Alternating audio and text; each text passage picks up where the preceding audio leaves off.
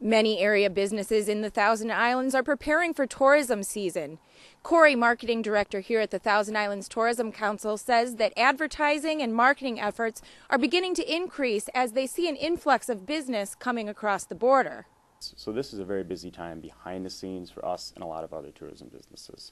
For us, that means distributing thousands of travel guides along I-81 through New York and Pennsylvania, the New York State Thruway, and the 401 in Ontario. It also means spring advertising. We'll be running ads in national magazines, and we'll be hitting the TV airwaves in about 4 weeks in targeted markets. We produce 300,000 editions of the travel guide, and those get circulated, as I mentioned, throughout the region. In terms of the visitor center, we see upwards of 30,000 visitors that walk through these doors, and our website is on track to hit about 1 million visits this year. One local restaurant that is opening this weekend is the Clipper Inn in Clayton, New York, owned by Mike Simpson. It looks just like it should. It's, the phone's ringing and people are calling. Yeah, it's all the right stuff is happening. Yeah, so it's looking normal, even though the weather is looking very not good. It's looking ominous for Friday, but I think it always works out well. Yeah. Mike says that he thinks it will be a strong year with the increase in tourism that's about to begin. Weather is absolutely one of the biggest factors for our tourism. We are an outdoor region of natural beauty. There's nothing we can do about that, and weather, of course, plays a huge factor in whether people decide to go take a boat tour, go camping, and walk around outside.